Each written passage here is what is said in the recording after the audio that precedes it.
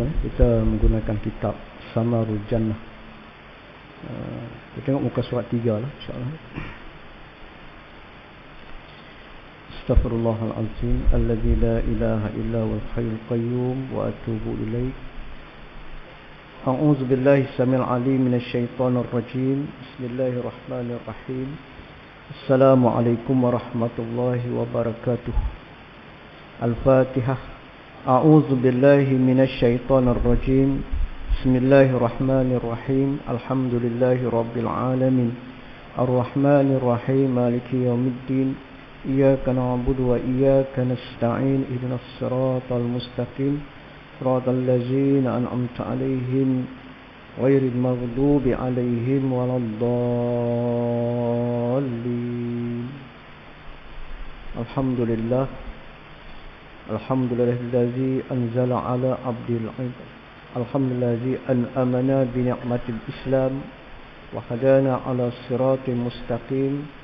Asyhadu an la ilaha illallah wa asyhadu anna Muhammadan abduhu wa rasuluh. Allahumma salli wa sallim wa barik ala sayyidina Muhammad wa ala alihi wa sahbihi wa man tabi'ahum bi ihsanin ila yaumiddin.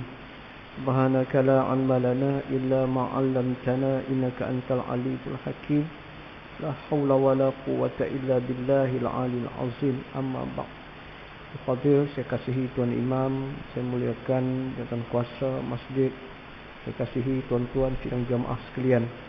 Alhamdulillah tuan-tuan, Allah masih menggerakkan hati kita untuk terus kita menuntut ilmu, menambahkan lagi ilmu. Dan apa yang paling penting ialah persiapan dan persediaan kita untuk kita bawa segala amalan kita untuk kita persembahkan kepada Allah Subhanahu wa taala. Mudah-mudahan dengan kita bersungguh-sungguh bermujahadah dan muqabadah, berpenat lelah di dunia ini, maka Allah mempermudahkan urusan kita di akhirat. Mudah-mudahan Allah mempermudahkan kepada kita satu jalan untuk menuju ke syurga. Kerana Nabi SAW menegaskan bahawa siapa yang mencari jalan untuk menuntut ilmu, maka Allah mempermudahkan kepadanya satu jalan ke syurga. Maka insya-Allah ilmu akan terus menjadi harta yang sangat bernilai kepada kita. Sebab itu Sayyidina Ali karamallahu wajhah nyatakan bahawa ilmu sentiasa menjaga kita, sedangkan harta terpaksa kita jaga. Bayangkan, kita yang mempunyai ilmu, dia akan sentiasa mengawal, menjaga kita. Tetapi harta yang banyak kita bimbang, harta kita akan dicuri dan sebagainya. Ilmu yang kita sampaikan akan bertambah, tapi harta yang kita sampaikan ataupun yang kita beri akan berkurang. Itulah perbezaan antara ilmu dan harta, sebut oleh Sayyidina Ali karamallahu wajhah. InsyaAllah pada pagi ini kita sambung dengan kitab yang baru, Faslu fil Yaqin, bab yang menyebut tentang yakin. Berkata ia, lazimkan olehmu atas kamu hai saudaraku yang dikasihi, kata penulis kitab, menguatkan keyakinan kamu, kena kuatkan keyakinan kita, dan mengelokkan akan dia. Maka bahawasanya yakin itu apabila kejap ia pada hati, dan mengerasi ia atasnya, maknanya kita perkuatkan, perkukuhkan keyakinan. Sebab itu keyakinan ini lebih kepada kefahaman. Kita kena faham dulu. Kenapa kita datang masjid? Ikhlas. Tapi kita tak faham. Bila kita faham, dia menguatkan lagi keikhlasan kita. Kita faham bahawa setiap langkah kita melangkah untuk datang ke rumah Allah, maka Allah beri hitungan. Satu dosa digugurkan, satu pahala diberikan. Kita yakin. Orang yang tak yakin ni, orang tak sempurna iman dia. Sebab itu orang yang percaya dengan janji Allah dalam Quran. Kita masuk masjid dengan kaki kanan dapat pahala. Yakin kita dapat pahala. Maka kita beramal. Kita iktikaf, baca niat iktikaf dalam masjid. Sepanjang kita berada dalam masjid, kita dapat pahala. Walaupun kita tidur tuan-tuan, kita niat iktikaf, maknanya dapat pahala. Jumpa sahabat kita beri salam, dapat pahala. Ataupun kita senyum pun sedekah, dapat pahala. Semayang sunat tahiyatul masjid dapat pahala. Duduk semayang berjemaah 27 pahala. Lepas tu mungkin ada kuliah, kita duduk di taman syurga, dapat pahala seperti duduk di taman syurga. Pahala dia melimpah-limpah. Kita yakin. Cuma Allah uji kita. Pahala ni kita tak diperlihatkan secara zahir. Selagi mana kita hidup sampai masa nanti, ketika mana malaikat maut nak ambil nyawa kita, yang pada ketika itu baru kita sedar, rupanya ni dia pahala ni yang akan menjadi teman, menjadi sahabat kita dalam kubur. Baru ketika itu yakin sungguh-sungguh, sebab kita nampak kan? Baru ketika itu kita nampak kenapa dulu aku bila ada masjid minta sumbangan aku tak bagi. Rupanya ni dia pahala dia. Baru nampak. Baru minta panjang umur. Berilah sedikit masa untuk aku sedekah di saat nazak, di saat sakaratul maut, ketika mana Allah sebut dalam Al-Quran, fayaqulu rabb bilaula akhartani ila ajalin qarib. Akhartani, lewatkanlah kematianku yang hampir ini, fa asaddaqu, aku nak sedekah. Jadi beruntunglah bagi mereka yang yakin. Sebab itu yakin dikejap dalam hati, ditanamkan, ditancapkan dalam hati. Rasa yakin dengan apa disebut oleh Allah Subhanahu wa taala dalam Al-Quran. Nescaya jadilah ia ghaib. Maknanya benda tak nampak tapi dia yakin. Dan mas'ulnya hilang segala masalah. Dia rasa seronok, dia rasa berbangga bila dapat menolong agama Allah. Walaupun dia tak nampak secara zahirnya apa yang dia dapat. Tuan-tuan boleh bagi awal. Masa kerja lah kan. Maksud saya lah. Boleh bagi awal tuan-tuan. Sebab nak pergi masuk kerja ni. Sama cikgu. Mana kena pergi sampai awal. Sebelum murid sampai, cikgu kena sampai dulu. Kena duduk depan pagar. Cikgu kena sambut anak murid. Sekarang lah sistem kan, arahan. Kita boleh bangkit awal. Sebab kita fikir itu tugas yang dipertanggungjawabkan. Duduklah depan pintu pagar sekolah. Cuba kalau guru ni sukarela je, tak ada gaji. Sanggup? Tak sanggup. Minta maaf lah. Kan? Tapi kerana setiap bulan kita dibayar. Jadi bila dibayar itu, maknanya kita nampak duit setiap bulan.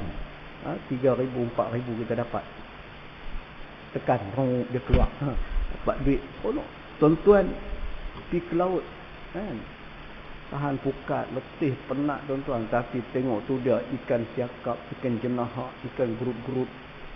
Semangat. Walaupun kita kadang-kadang di lambung ombak, di tengah-tengah laut.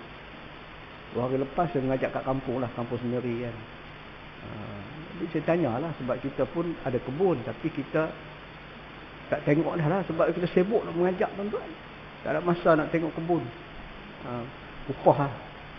Kita berapa kalpa sawit sekarang harga? Saya tanyalah. Banyakkan mereka ada dapat kebun tuan-tuan. Dia kata 1 tan ustaz 1,300. Ui, saya kata tinggi tu. Dulu 450 1 tan. Kan? Cukup lah nak beli baja, nak beli ratus. 1,300 untuk satu tan sawit. Manusia ni akan puas, saya kata. Tak akan puas. Tengok. Tak datang masjid, datang surau. Walaupun duit mungkin dah banyak dah. Allah dah bagi rezeki sehingga harga sawit mahal. Tapi berapa ramai yang datang masjid? Sebab manusia tak akan puas. Mereka nampak dunia ni, mereka nampak itulah kebahagiaan bagi mereka. Mereka berlomba-lomba sehingga mereka lupa akhirat. Mereka menjadi at-takassur yang sentiasa berlomba-lomba mencari habuan dunia sehingga mereka mati. Yang Allah rakamkan, yang Allah sebut dalam Al-Quran, alhaakumut takassur hatta zurtumul maqabir.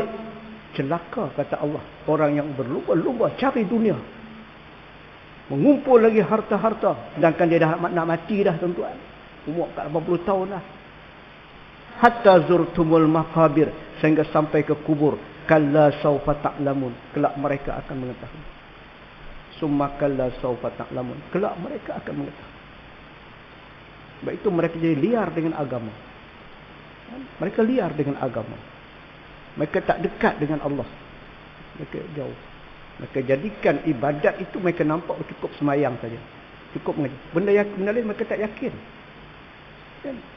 Sebab itu bila syaitan, iblis diarahkan berdialog dengan Rasulullah Rasulullah tanya dia macam-macam. Dia kata, wahai Muhammad, aku lebih takut orang yang tidur dalam masjid daripada orang yang solat. Maka Nabi SAW bertanya kepada Iblis, kenapa kamu takut pada orang yang sedang tidur, sedangkan dia tidur dalam masjid? Yang ni yang solat tak berhenti. Dia kata, yang tidur itu ialah ahli ilmu, sedangkan yang solat itu ahli ibadat. Dia tak takut pada ahli ibadat, sebab dia ibadat. Tapi hak tidur tu, kalau dia bangkit, dia tengok, oh dia ni sembahyang tak berapa nak betul. Dia akan tegur, dia akan beri tunjuk ajar dan sebagainya. Sebab itu beza tuan-tuan. Kita dok berasa, oh aku cukup dah sembahyang 5 waktu cukup, boleh masuk syurga. Rupanya syaitan dia bijak tuan-tuan. Kita jadi iman taklid dia, ikut-ikut dia. Sedangkan ilmu kita tidak bertambah. Ilmu kita hanya kita melihat amalan orang, kita ikut, kan? Sebab itu tuan-tuan, hilang segala masyhul, segala rasa duka cita. Dan dengan mata, dan pada ketika itu berkata oleh orang yang yakin. Orang yang yakin ni berkata, seperti berkata Sayyidina Ali karramallahu wajhah. Kenapa disebut karramallahu wajhah? Sebab dia ni bila nak sembahyang, ambil uduk, gerun dia dengan Allah, takut amalan dia tak diterima, sampai air itu berubah daripada air yang putih bersih jadi kekuning-kuningan. Sebab rasa gerun Ali bin Abi Talib, sebut karramallahu wajhah. Maka dibukakan pintunya, dibukakan penutup hijab lah. Nescaya tidak bertambah aku akan yakin, dan bermula yakin itu ibarat daripada kuatnya iman. Bila yakin, maka kuatlah iman kita. Kita yakin. Orang yakin ni orang yang ada wawasan, ada matlamat, jelas matlamat dia, sebab yakin, kan? Kadang kita nak beli satu benda, kan? Kita dah yakin dah, aku beli, ataupun kita nak mula bisnes, kita yakin barang yang kita nak jual ni, produk kita ni, insya-Allah akan dapat sambutan. Sebab itu kita lihat orang jutawan ni, mereka menjadi kaya raya sebab mereka yakin dengan produk mereka, kan? Terlajak laris, kan? Walaupun dia mungkin agak gila-gila sikit tuan-tuan, tapi tu dia, orang pakat beli barang dia. Kaya bukan main, kan? Duit tu macam entah, kan? Dia sampai tak tahu nak buat apa. Ku putih, biarlah putih. Sama juga tuan-tuan. Dia tak tahu nak buat, nak taja tu apa, big show pula, big apa yang big station, Gegar Vaganza tu, stadium Sultan Muhammad dulu dia taja pasukan bola sepak, berapa juta bagi, kan? Sebab dia duit banyak, kan? Duit banyak. Baru ni tuan-tuan, ada seorang dia kata, ustaz, saya nak tanyalah, ada tak orang nak jual tanah agak besar sikit. Dia kata, nak buat apa, kan? Dia kata nak buat kompleks Islam. Dia kata nak buat inilah, untuk aktiviti lah, macam kompleks lah, mengkumi pendidikan, mengkumi pendakwah, maka semua satu kompleks yang besar. Saya kata susah nak dapat ni, kan? Tanah sekarang ni pun mahal. Lepas tu kita pun bawa lah dekat Jalan Harapan, Jalan Semana, itu kan banyak rumah yang dah tinggal dah, kut tanah nak jual, lepas tu banyak tanah-tanah kosong. Kita tuan-tuan pergi tu, luas tanah dia, satu lot tu. Tapi dia kata tak boleh kecil lagi, kena ni. Saya kata dia ni duit banyak, nanti tanya tanah besar mana dia nak, kan? Lah saya bawa pergi kat bomba tu, ada bomba kan atas tanah luas. Tahu berapa dia punya ni? 9 juta. 9 juta. Dia kata okey, tak apa, nanti kita tengok. Wih, 9 juta tuan-tuan. Dia kata okey, tak apa, boleh. Makna orang kaya lah, duit banyak, kan? Dia tak tahu nak letak kat mana duit. Zakat dia pun dah berapa dah tuan-tuan. Tapi orang kaya yang hati mereka cinta kepada agama, cinta kepada Islam ni, dia lain tuan-tuan. Dia rasa kalau dia gunakan dan dimanfaatkan, bayangkan tempat mengaji, tempat apa semua, kalau dia meninggal dunia, dia yakin. Ini kita yakin, dia yakin bahawa ganjaran Allah Subhanahu Wa Taala, Allah mengalir terus sampailah hari kiamat. Kita tak yakin.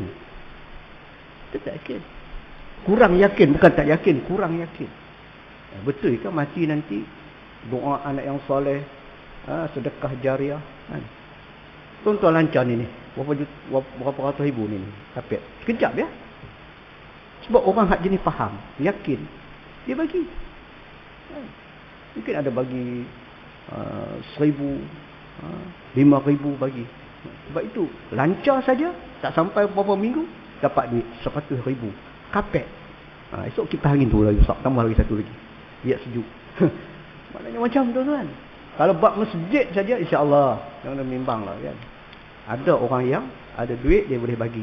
Cuma kita buat betul-betul. Jujur, amanah dan sebagainya. Itu tuan-tuan. Bila orang yang kita buat, kita tunjuk ni dia benda yang kita ni. Ada hamba Allah bagi 20,000 tuan. Kita nak start. Saya infak 20,000. 20,000. Kalau orang yang jenis mungkin tak amanah 20,000 tuan-tuan, tukar kereta apa lagi kan. Orang bukan tahu kan. Guna untuk dimanfaatkan kan? Dan jadi ia seolah bukit yang tinggi. Seperti bukit yang tinggi. Tidak menggerakkan akan dia oleh syak dan tidak menggoncang akan dia. Kukuhnya bukit itu, itulah keteguhan iman. Keteguhan iman, keyakinan kita. Seperti mana bukit yang begitu kuat. Walaupun angin bertiup kencang. Tapi bukit menjadi pasak kepada bumi. Sehinggakan Allah Subhanahu wa ta'ala sebut di dalam Al-Quran, wal jibala autada, kami jadikan bukit-bukit sebagai pasak. Jadi akhir-akhir zaman ini, kenapa ahli saintis juga mengakui bahawa dunia ini akan berakhir, akan kiamat? Kerana apa? Kerana manusia meruntuhkan bukit. Tuan-tuan faham? Pasak bumi tu, tapi diruntuhkan.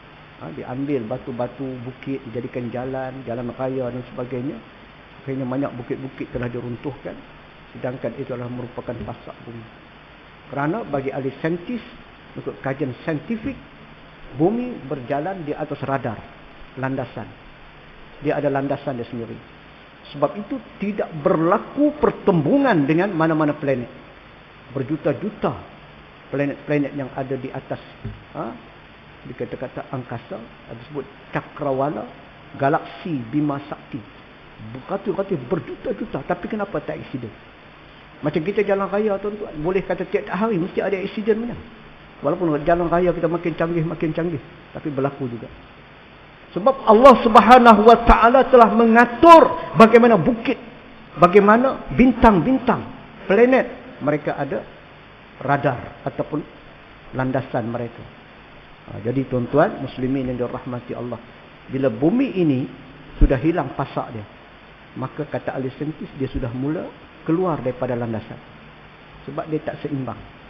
Wal jibala autada, bumi sebagai pasak, dia tidak akan berada lagi pada landasan, dia akan keluar sahaja pada landasan, maka bertembunglah.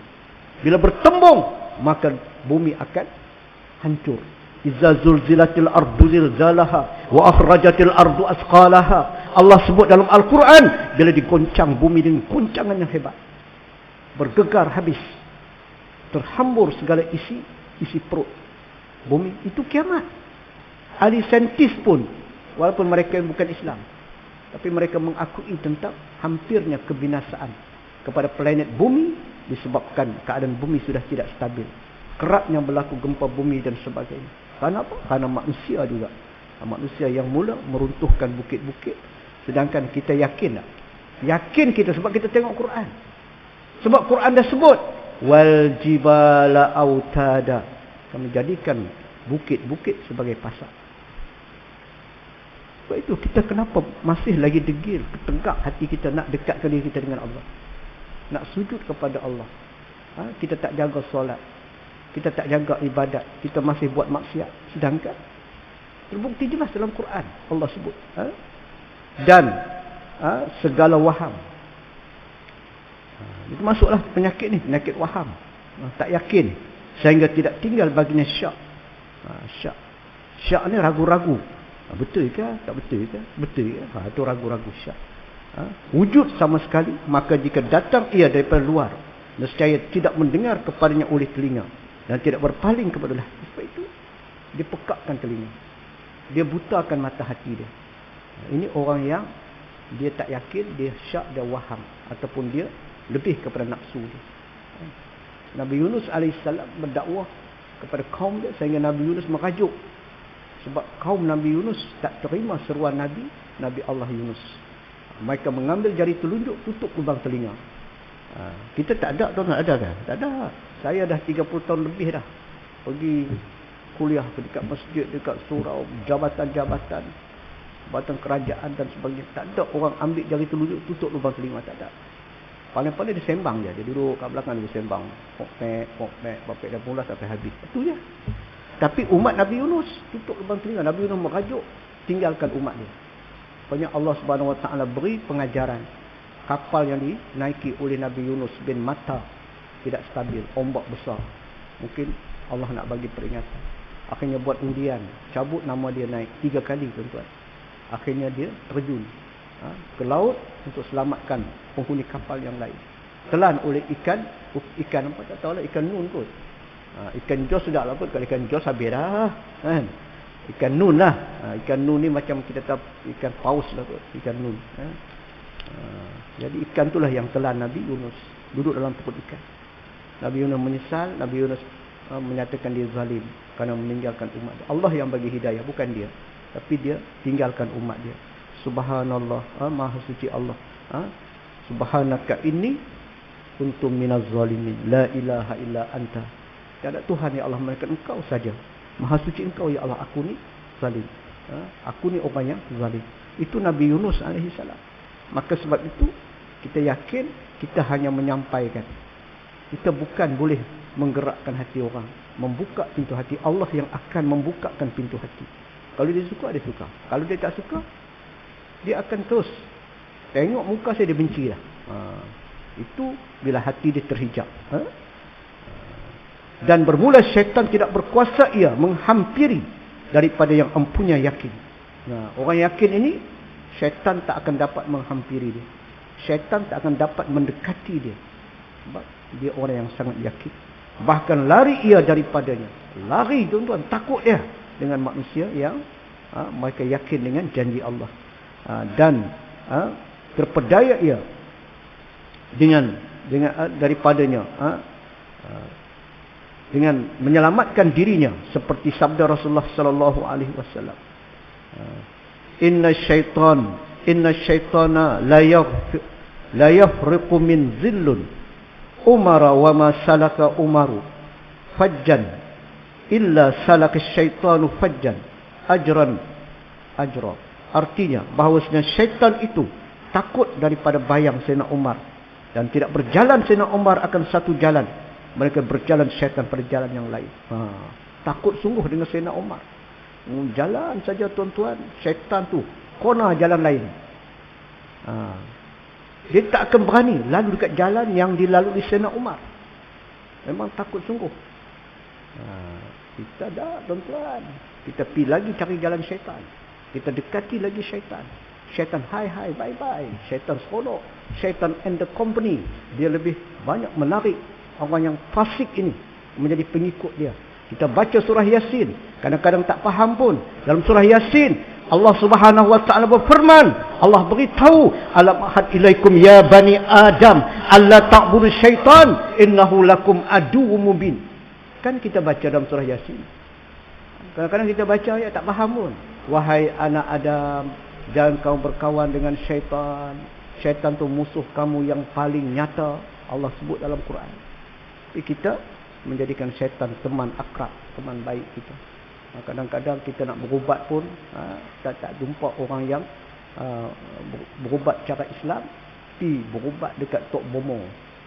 Dia baca mantra-mantra tak apa-apa, kita tak faham pun. Siap dengan kain kuning dia, siap dengan kain hitam dia, siap dengan ayam sekok pulut kuning lagi. Kita tengok, kita tahu, Tuhan Harun ni, tuan-tuan, asalnya ustaz. Meninggal lah kan Tuhan Harun. Pengikut dia ramai tu. Dia mula sesat tu bila dia pandai berubat. Orang kena stroke, orang dia sembuh apa semua, dia mulalah. Orang nak nampak benda tu, bila dia ada kelebihan sikit, orang jadi pengikut. Akhirnya dia mengaku dia Tuhan. Tuhan Harun. Tuhan Harun. Jadi tuan-tuan baca kisah dia ni. Memang pada asalnya guru-guru biasalah mengajar dekat masjid kan. Tapi dia mula menarik pengaruh. Dia ada kelebihan, kebolehan, boleh orang sakit dia boleh sembuhkan. Mungkin dia gunakan khidmat syaitan, apa tu, jin kafir. Orang sakit dah teruk, makan pun tak boleh tuan-tuan. Badan kurus ya. Panggil bomo ni datang. Dia kata nanti sekejap dia makan lah. Minta pil dia kata. Minta pil. Kita tengok pil apa dia minta ni. Pegang. Dia buka ada tiga biji. 3 biji pil. Daripada mana datang? Dia macam tak tahu penadol ke apa benda kan. Pil. Dia kata bagi makan. Ni 3 ni bagi makan. Nanti dia sihat lah. Bagilah makan. Orang sakit duk kentang mulut tenganga lah. Kata duduk tuan-tuan, lepas makan pil duduk. Aku teringin nak makan pesembok tu.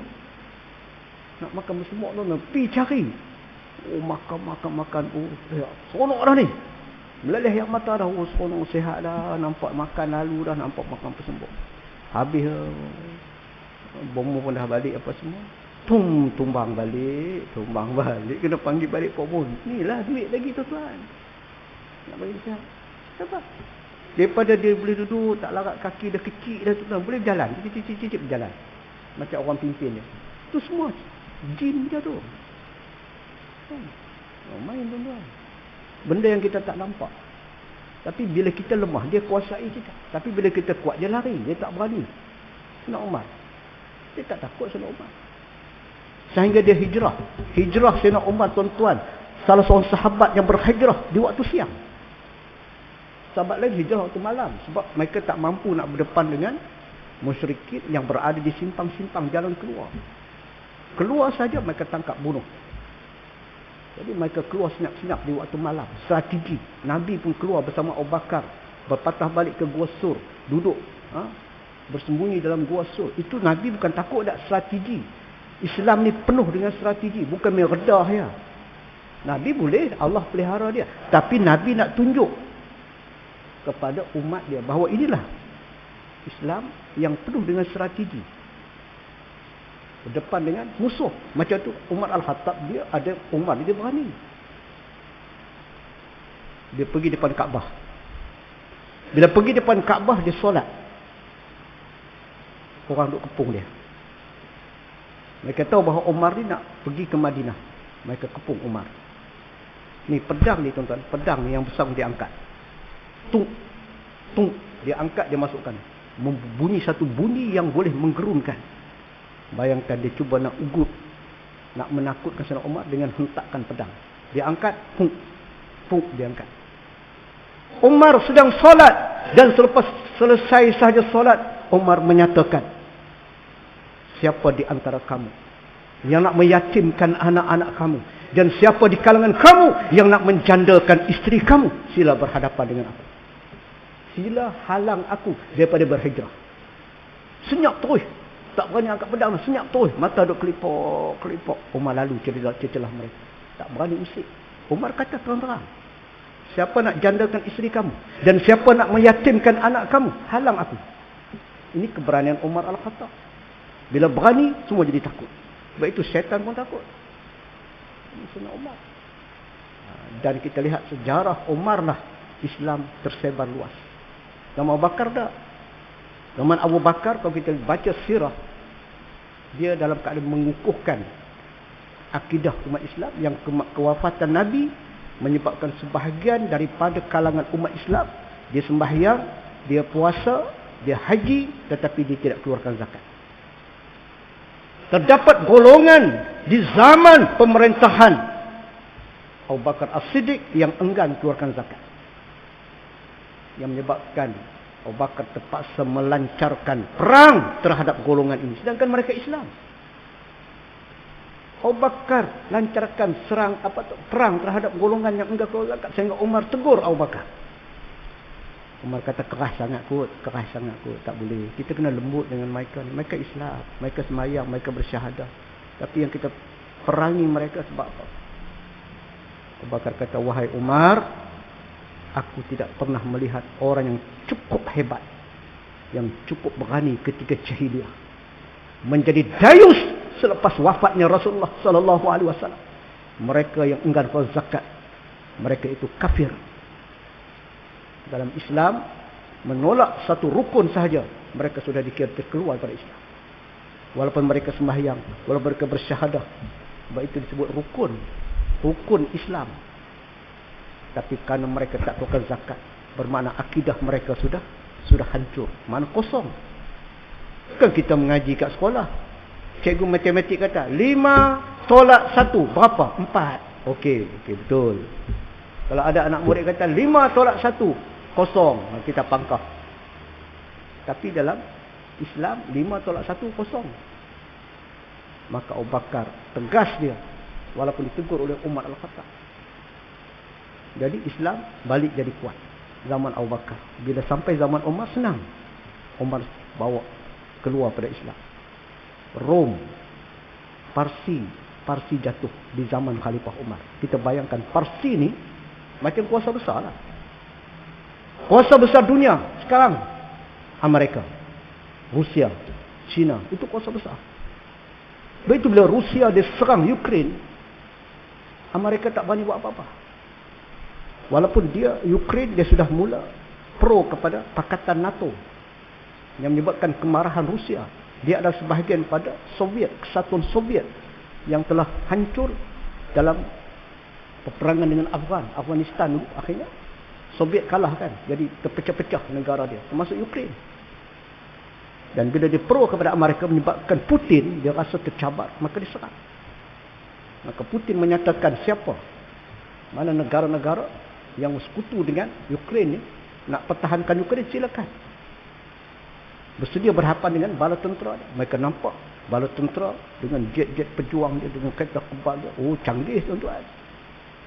Jadi mereka tak berani. Cuba kalau Palestin, sebuah negara Islam yang telah dimusnahkan oleh Israel. Kita bayangkan bila Israel lancar serangan kepada Palestin, umat Palestin tidak ada senjata yang cukup. Mereka terpaksa berhadapan dengan peperangan yang amat dahsyat, yang pada ketika itu mereka tidak memiliki sebarang kekuatan sebagaimana kekuatan Israel yang dibantu oleh Amerika Syarikat. Bila Brigade Al-Qassam bangkit untuk menyerang balas, mereka menembak pesawat-pesawat Israel.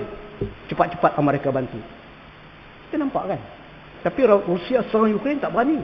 Mana ada negara-negara yang kita kata mustakbir ini, negara besar, kuasa dunia, tak ada. Bila Nabi sallallahu alaihi wasallam menyatakan kepada Suraqah bin Malik bahawa aku melihat Rom dan Parsi akan jatuh. Itu kuasa besar tu, Rom dan Parsi. Zaman Khalifah Umar Al-Khattab, Parsi jatuh. Dan Nabi sallallahu alaihi wasallam menjanjikan kepada Suraqah bin Malik akan menghadiahkan mahkota Maharaja Kisra. Sedangkan Nabi itu baru nak berhijrah, Nabi dah janji dah dekat Suraqah. Keyakinan Nabi ni, kata yakin ni, Nabi yakin Parsi akan jatuh. Tapi Nabi wafat, Parsi tak jatuh. Abu Bakar As-Siddiq mengambil alih sebagai khalifah yang pertama, Parsi tidak jatuh. Tetapi zaman Khalifah Umar, jatuhnya Parsi, maka Umar ambil mahkota Maharaja Kisra, panggil Suraqah bin Malik. Suraqah bin Malik datang dalam keadaan tua. Bayangkan ketika hijrah dia kejar Nabi kan. Dia kejar Nabi nak bunuh Rasulullah. Kemudian tersungkur kuda dia, Nabi patah balik. Nabi selamatkan Suraqah, bangunkan balik dia. Kemudian Nabi terus pergi. Dia kejar lagi sampai 3 kali. Tersungkur kuda Suraqah bin Malik. Kerana dia berhajat dengan upah. Maka ketika itu dia nampak, wahai Muhammad, sekarang aku dah yakin engkau sentiasa dijaga. Tak ada siapa yang akan membinasakan engkau, wahai Muhammad. Maka aku mengucap 2 kalimah syahadah. Suraqah bin Malik masuk Islam. Ketika dia nak bunuh Nabi, maka dia mengucap 2 kalimah syahadah. Maka Nabi SAW menjanjikan kepada Suraqah bin Malik mahkota Maharaja Kisra. Nampak tak? Yakin Nabi. Umar menunaikan janji Nabi, panggil Suraqah, nah ambil, menangis Suraqah yang ketika itu sudah tua, baru dapat janji Rasulullah, dapat hadiah daripada mahkota Maharaja Kisra. Itu Umar kata. Sebab itu 2 Umar ni sangat besar jasanya, 2 Umar. Umar Al-Khattab dan cicit dia Umar bin Abdul Aziz. Kalau tidak kita ni, kalau takkan tersebarnya Islam begitu luas sampai di Gujarat, sampai di Aceh, sampai kita ni tak ada lah nama ni, mungkin ni tak ada lah. Mungkin ada nama Ramasamy ke nama-nama Hindu apa semua dulu. Kita agama yang asal, agama tertua ni Hindu dan Buddha. Islam masuk kemudian.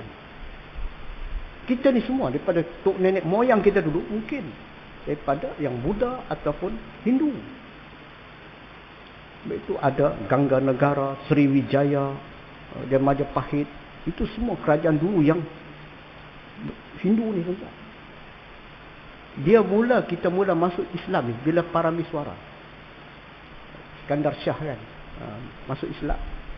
Dia perang dengan Majapahit dekat Palembang, kalah. Dia lari dekat Temasek. Tuan-tuan, lepas tu dia pergi dekat Muar, Johor. Muar, Paguh, dia pergi situ. Kemudian dia terus pergi ke Melaka. Dekat Melaka baru dia masuk Islam. Dia masuk Islam. Tradisi dulu, orang dulu bila raja masuk Islam, seluruh rakyat dia masuk Islam. Dia akan ikut agama raja dia, masuk Islam. Perkara pertama dibuat oleh Iskandar Shah, pada masa itu buat pondok. Dia buat pondok-pondok mengaji. Maka di situ datanglah daripada syekh-syekh daripada Arab, pada Yaman, Hadramaut datang. Maka akhirnya Melaka menjadi pusat, kita kata, penyebaran Islam dan pelabuhan. Selat Melaka tu menjadi terkenal. Jadi Melaka kuat. Siam marah. Siam satu kuasa besar juga dekat Nusantara, agama Buddha kan, Siam. Maka dia tengok Melaka ni dah mula berkembang dengan Islam dia, maka dia serang. Dia serang kali pertama, kalah. Kemudian dia serang kali kedua, kalah lagi, 2 kali kalah. Siam kalah dengan tu. Hebat Islam. Walaupun ketika itu masih baru bertapak di Melaka pada ketika itu. Digantikan oleh anak dia. Sampai yang anak-anak semua mengaji dekat pondok kan. Masuk seorang, Muzaffar Shah dia hafiz. Anak-anak dia banyak yang hafal Al-Quran. Sultan Muzaffar Shah. Dia mati sebelum dia nak pergi ke menunaikan haji di Mekah. Sampai kita kata zaman Sultan Alauddin. Alauddin ni dia suka berjalan malam tengok keadaan rakyat dia. Sampai dia pernah tangkap pencuri yang mencuri di waktu malam. Dia macam Umar lah, Umar Al-Khattab. Orang kan suka berjalan, menyamar macam orang biasa. Sultan Alauddin, dia ni orang ahli tarikat. Sultan, raja ahli tarikat. Dia mati dekat Paguh kat Muar kalau tak silap. Dia meninggal di situ dalam keadaan dia sedang beruzlah. Uzlah ni maksud beruzlah lah, mengasingkan diri dia meninggal. Dia hancur Islam ni bila mana Sultan Mahmud dia mula dah buat zalim begitu begini kan. Banyak cerita tentang kezaliman dia. Maka akhirnya datanglah tentera. Dia dah tahu dah bila Islam ni sudah tidak menjadi sebagai tunjang, maka mudah rapuh. Maka datang Alfonso de Albuquerque daripada Portugis yang disebut Bengali Putih. Ketika itu kita melihat bagaimana mereka nak bantu Sultan Terengganu, termasuk daripada Wali Songo, Sunan Kalijaga Sunan pada waktu yang pergi hantar 12 armada perang dia untuk pertahankan Melaka. Nak kawal supaya jangan Portugis serang. Tapi akhirnya kalah. Dalam peperangan tersebut Melaka akhirnya jatuh ke tangan Portugis 1511. Pada ketika mulalah mereka serang dah pemikiran umat Islam. Serang. Akhirnya kita jadi dah tak apa yakin dah. Kita dengan Islam ni jadi tak apa yakin dah. Bila tak apa yakin, kita letak dunia. Kita letak kepentingan tu. Akhirnya kata Nabi, kerana tak yakinnya, maka kita diserang oleh penyakit. Bukan virus corona, tak. Bukan virus corona. Penyakit dia wahan. Wahan ni, sahabat tanya, ya Rasulullah, apa dia penyakit wahan ya Rasulullah? Nabi kata, hubbud dunia wa karahiyatul maut. Cinta pada dunia dan takut kepada mati. Hari ni macam itulah. Hakikatnya kita orang Islam jadi hidangan makanan. Seperti gula yang semut datang. Mereka berebut untuk menghabiskan makanan. Syaitan, dia berjalan Sayyidina Umar satu jalan, melainkan berjalan syaitan pada jalan lain. Dan bermula yakin itu dikuatkan akan dia dan diperelokkan akan dia dengan berapa sebab.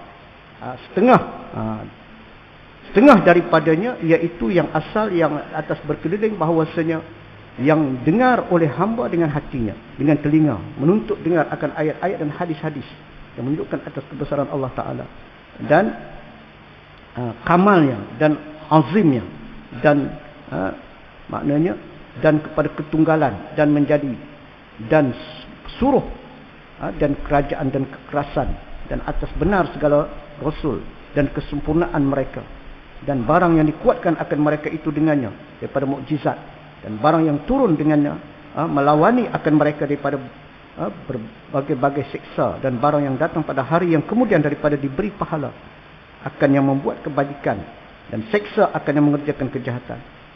Dan kepada keadaan ini pekerjaan yang memadai pada memberi faedah akan yakin mensyaratkan dengannya sebagai Allah SWT berfirman, awalam yakfihim anna nazzalna alaikal kitab yutla alaihim al-ayah. Adakah tidak memadai akan mereka bahawa kami turunkan atas engkau akan kitab, dibaca akan dia atas mereka sehingga akhir ayat. Bermula sebab yang kedua. Okey tuan-tuan, saya nak sebut dia orang yang yakin ini kerana apa? Dia filter. Dia ada filter. Filter ni penapis. Penapis. Filter tu letak dekat otak. Faham ada kat otak. Dia tak letak kat hati. Dia tak letak dekat hati, dia letak kat otak. Sebab otak ni dia pengawal keselamatan. Dia akan terima maklumat dulu. Tuan-tuan mengaji, otak dulu terima. Apa ilmu akan masuk. Ilmu yang baik, ilmu jahat, ilmu betul, ilmu salah, dia masuk. Tapi bila tak ada filter, dia tembus ke hati. Hati ni raja, penguasa. Macam kita kata kalau ke sekolah pengetua lah ataupun pengarah urusan. Ni hati. Sebab dia sahaja yang boleh keluarkan arahan. Bukan ni, bukan otak. Otak dia dapat maklumat. Tuan-tuan nak masuk satu syarikat, jumpa guard dulu. Hak tu. Pengawal keselamatan, jumpa dia dulu. Dia tanya ni datang buat apa? Nak pergi jumpa dengan majikan, boleh? Dia call. Ni ada orang nak jumpa ni. Boleh lah hari ni. Bos kata okey, pukul 10. Okay. Yang ni kalau rosak habis tuan-tuan. Dia akan masuk pada hati. Kalau otak sekular lah perbuatannya. Sebab dia terus pada hati. Tapi bila sini, dia akan tapis. Inilah timbul keyakinan. Bila kita pegang Quran hadis, tak akan sesat. Kita tak akan sesat. Sebab dia penapis. Penapis dia kuat. Sebab itu kena faham betul Quran hadis. Taraktu fikum amrayn ma in tamassaktum bihima lan tajilu abada kitaballah was sunnata rasul. Aku tinggalkan kepada kamu dua perkara. Selagi mana kamu berpegang teguh kepada keduanya, lan tajilu abada, kamu tidak akan sesat. Tidak akan sesat untuk selama-lamanya. Itulah Quran dan hadis Nabi. Tolak Quran, habis filter. Ni filter habis. Kalau rosak ni, kita faham separuh, ambil separuh, tolak separuh, filter dia dah bocor dah. Dia tak elok dah. Jadi mesti kita pegang Quran dan hadis sepenuhnya. Allah sebut al-yauma akmaltu lakum dinakum wa atmamtu alaikum ni'mati wa raditu lakumul Islam madinah. Hari telah aku sempurnakan agama kamu. Mana lengkap dah. Islam tu tak ada dah kata turun lagi ayat-ayat, tak ada dah. Habis lengkap dah. Maka ambillah Quran itu secara kafah. Semua lengkap, sempurna. Aku tetapkan nikmat aku atas kamu. Aku redha Islam menjadi agama kamu. InsyaAllah hidup dan mati kita untuk Islam. Kita sebut wala tamutunna illa wa antum muslimun. Jangan mati melainkan kita Islam. Serahkan diri kita insya-Allah. Aqulu qawli hadza wa astaghfirullah li wa lakum wa lisairil muslimin wal muslimat fastaghfiruh. Innahu wal ghafurur rahim. Insya-Allah tuan-tuan kita akan sambung pada perkara yang masih dalam bab yakin A'udzubillahi minasyaitonir rajim. Bismillahirrahmanirrahim. Alhamdulillahi rabbil alamin wassalatu wassalamu ala asyrafil anbiya'i wal mursalin wa ala alihi washabihi ajmain. Allahumma arina haqqan warzuqna wa arina batilan warzuqna ijtinabah. Subhanaka la ilma lana illa ma 'allamtana innaka antal alimul hakim. La haula wala quwwata illa billahil aliyyil azim. Walhamdulillahi rabbil alamin. Tangguhkan dengan tasbih kifarah surah An-Nas.